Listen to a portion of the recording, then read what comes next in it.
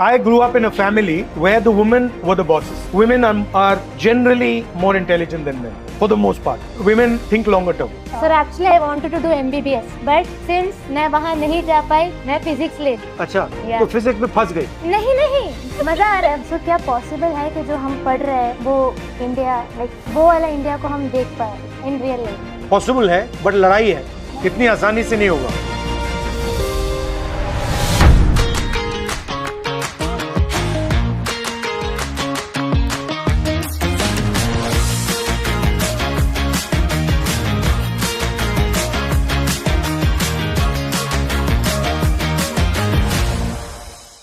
Now, when you finish the food, how do you do it, like this or like this? For good occasions, we go this way, which means we'll come again for good occasions.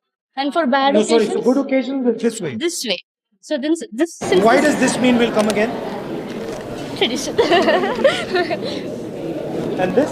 This is for bad occasions, which means we do not wish to happen it again. No matter how many athletes we have, women athletes, how many women astronauts we have, how many doctors we have, it doesn't matter. Being a woman, somehow it's still shameful in this society, because whatever a woman does is called as an insult. You know, run like a girl, throw like a girl. It's labeled as an insult in this society. So I'm just asking for the young girls, as a society, One second. What is wrong with running like a girl? What about PT Usha? She ran pretty well. This is all happening because you're used to living in a male world, and already the male world is unfair to you. Before you even start, they're unfair. It's unfair. They're making the rules. So they're saying what is good and what is bad. You should make the rules. Don't let them define your world. You should define your world. So you should not be ashamed of being a woman. Not at all. I grew up in a family where the women were the bosses. So the boss of my family was my grandmother. And I've always been in my family, like on this table, I'm always outnumbered by women. So women are generally more intelligent than men, for the most part. Men are in a hurry, and men get blinded by, silly things. I'm very self-confident. Women think longer term. They're more like, they don't apply direct power, they apply indirect power. It's more effective.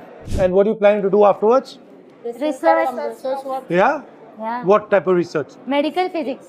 Nice. And how come you've got interested in medical physics? Sir, actually I wanted to do MBBS, but since मैं वहाँ नहीं जा पाई, मैं physics ले ली। अच्छा, तो physics में फंस गई? नहीं, मजा आ रहा है, बहुत मजा आ रहा है। कहाँ के हो तुम? अंडमान से। Okay. Oh, how were the exams? Actually, we prepared for something. What did you prepare for? Actually, we prepared for something like we prepared for complex type questions, and the questions come like very simple. So then why you worried? Did you do well? They're physics students. Everybody did well? All of you do well all the time. You have any questions for me? मेरा एक friend है पुणे में, वो teacher है। It's a social science teacher. He told me that somewhere he feels betrayed or betraying kids because जो चीज़ वो पढ़ा रहा है, कहीं ना कहीं वो सिस्टम मेजॉरिटी वो दिख नहीं रही है इन रियल इंडिया। सो क्या पॉसिबल है कि जो हम पढ़ रहे हैं वो इंडिया, वो वाला इंडिया को हम देख पाए इन रियल लाइफ? पॉसिबल है, बट लड़ाई है, इतनी आसानी से नहीं होगा। So what's your opinion about campus politics? It's good. Should be there. People should have a little bit of sense of what politics is. Is there reason particularly impact younger generation? Because I've seen a lot of videos where you talk to college students and They're more positive. Positive energy, more relaxed. Your biggest advantage is you're open-minded. You're still learning. Something happens, you're like, oh, that's interesting. As you get older, many people they assume they know everything. They become close-minded. So talking to those people will be difficult.